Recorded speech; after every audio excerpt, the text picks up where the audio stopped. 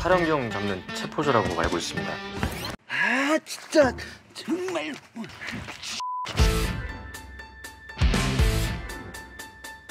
육군 헌병대에서 나왔습니다. 저희가 그 선수 맞습니다. 이렇게 열심히 잡는 겁니까? 군대가 코리안 조커를 양산한다는 이야기 한 번쯤 들어보셨을 겁니다. 조커, 사회적 폭력에 의해 영혼이 파괴된 존재죠. 코리안 조커는 군대 부조리에 의해 영혼이 다친 존재들입니다.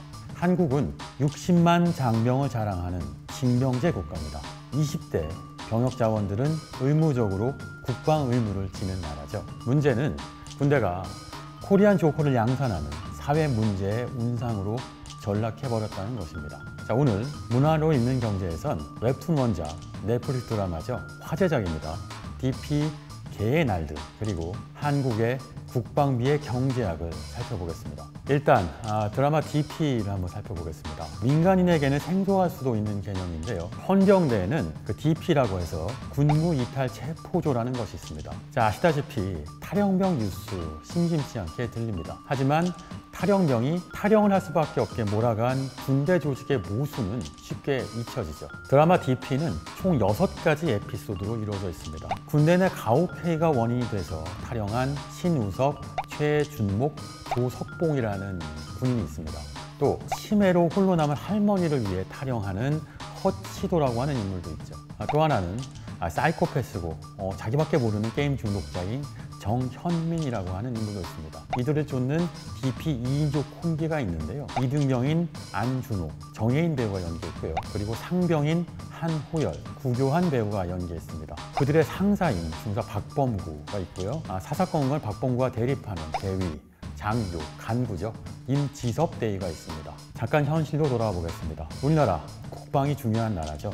실제로 대한민국은 정말 어마어마한 국방비를 쓰고 있는 나라입니다. GDP의 2.7%나 국방비에 할애하고 있는데요. G7 국가들과 비교했을 때도 미국 다음으로 한국이 가장 비중이 큽니다. 절대액은 연 53조 원에 달하는데요. 2021년 한국 정부 연간 예산이 558조 원이니까 재정 대비 국방 예산이 줄자가 한 11% 안팎이 됩니다. 1년 정부 예산의 10분의 1이 국방비로 들어가고 있다는 얘기죠. 그런데 심지어 중요한 건 이것이 증가 추세라는 것입니다. 자, 2022년 국방비는요, 올해에 비해서 5.5% 가까이 늘어날 전망입니다. 그러니까 55조 7천억 원이 넘어갈 것이고요. 이 추세대로라면 불과 3년 뒤죠. 2024년이면 사상 처음으로 60조 원을 돌파하는 것도 가능합니다. 일단 이미 2021년 올해 기준으로 한국의 국방비는 러시아를 추월했습니다. 자, 구소련을 생각해 볼 수 있겠는데 러시아 역시도 지금 현재 세계 9위의 군사 강국입니다. 그런데 국방비 규모에서 한국이 러시아를 추월한 거죠. 그리고 이런 추세라면 앞으로 5년간 한국은 국방비에만 무려 300조 원을 투자하게 됩니다.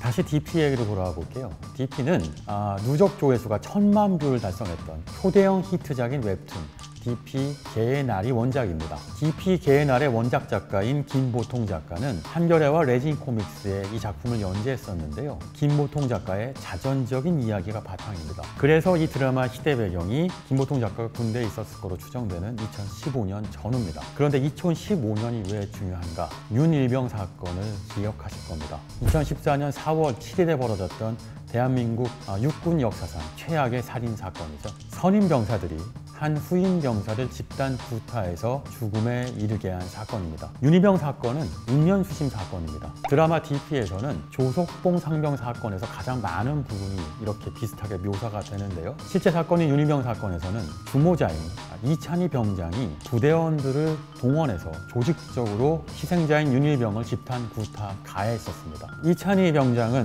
군 검찰을 통해서 1심에서 사형을 구형받았고요. 실제로 상해치사죄로 1심에서 징역 45년을 판결받았었습니다. 2심에서는 살인죄가 적용되어서 징역 35년을 받았고, 그런데 여기서 주목할 부분이 있습니다. 여기서 군 부적응자는 윤일병이었을까요? 이병장이었을까요? 엄밀히 말해서 윤일병은 군 부적응자가 아니었습니다. 오히려 이병과 일병 시절에 정상적으로 군 생활을 하려고 노력하는 인물이었죠. 군대에 걸맞지 않은 이찬희 병장이라는 인물이 병장을 달고 지휘권을 갖게 된 이후에 악마적 행위를 통해서 부대를 망치고 결국 후임병인 윤일병을 집단 구타해서 사망에 이르게 만듭니다. 군 부적응자나 사회 부적응자는 피해자인 윤일병이 아니라 가해자인 이병장이었다는 게 이 사건의 본질입니다. 결국 윤일병 사건 이후에 문제의 본질은 군대 부적합한 장병들이 군대에 가서 악마가 되기도 하고 조커가 되기도 하는 상황이라는 것을 사회적으로 진단하기에 이릅니다. 사실 전 세계의 추세는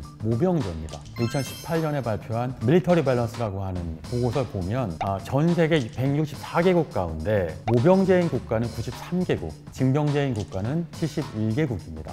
우리나라의 경우에는 상비군 전력이 60만 명, 그런데 상비군 50만 이상을 보유한 나라는 우리나라 포함해서 8개국인데 이 중에서 모병제는 3개국, 징병제가 5개국입니다. 그리고 여기엔 또 다른 중대한 구조적 변화가 도사리고 있습니다. 저출산에 의한 인구 구조 변화 때문인데요. 2025년부터는 군대에 갈 젊은이들, 이른바 병역 자원이 줄어들어서 징병제를 유지하고 싶어도 못하는 상황이 되는 거죠. 불가피하게 모병제로 전환해야 하는 게 아니냐는 이야기가 나오는 이유입니다. 저출산으로 인구가 줄어든 유럽 등 선진국들도 비슷한 고민을 하다 결과적으로 모병제로 전환했었죠. 그런데 이 문제를 뻔히 알면서도 징병제에서 모병제로의 전환을 가장 부정적으로 바라보는 집단이 바로 군 장교 집단입니다. 군 장교들이 모병제보다 징병제를 선호하는 이유는 다름 아니라 자신들의 진급 자리를 보장받기 위해서입니다. 장교들은 예하에 군인들이 있어야만 보직도 있고 그리고 진급도 가능하기 때문인 거죠. 군의 규모가 줄어들면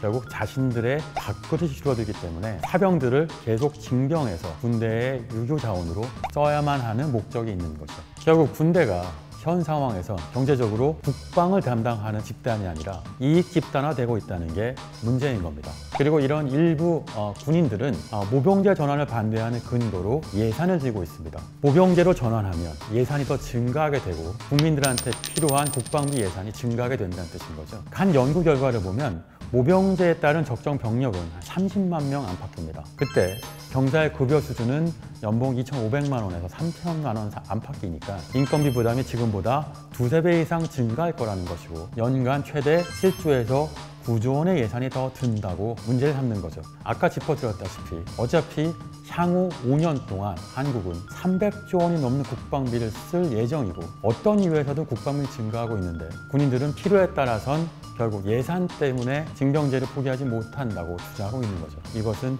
명분일 뿐 진실은 아닙니다. 사회 전체적으로 놓고 보면 사회적 기후비용까지 고려해야 할 필요가 있습니다. 현재 징병제는 복무기간까지 합치면 학업 또는 경력단절까지 포함해서 연간 10조 원에서 15조 원의 기회비용이 인구 통틀어서 발생한다고 알려져 있습니다. 병사 1인당으로 환산할 경우 1인당 4,200만 원 정도의 기회비용을 낭비하고 있는 것인데요. 이 계산대로라면 경제적으로는 징병제보다 모병제가 훨씬 이익이 되죠. 자, 드라마 DP. 모두가 군대에 가야 하는 모순이 만들어낸 탈영의 현장을 보여주는 드라마입니다. 군대를 다녀온 사람들은 모두 알고 있습니다. 우리 모두가 한때는 잠재적 탈영병일 수도 있었다는 사실을요. 그걸 견뎌내고 우리 모두 국방의 의무를 마친 거겠죠. 2021년 국방 예산 70조 원을 앞둔 시대, 일본보다 군세력이 강한 나라, 이게 한국군의 현 주소입니다만 DP는 그 현실의 어두운 이면을 보여주고 있습니다. 아직도 코리안 조커를 양산하는 한국 군대, 이제는 혁신해야 하지 않을까요? 너는 그냥 왁구가 마음에 안 들어. 이병! 이병!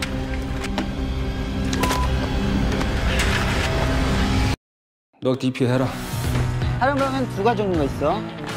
뭔 짓을 할지 몰라서 알 수 없어서 무서운 잡으러 가기 무서운 군대 안 왔으면 탈영할 일도 없지 않았을까요? 지금까지 문화로 있는 경제였고요. 드라마 DP를 통해서 본 한국의 국방 예산의 경제적 쓰임새에 대해서 살펴봤습니다.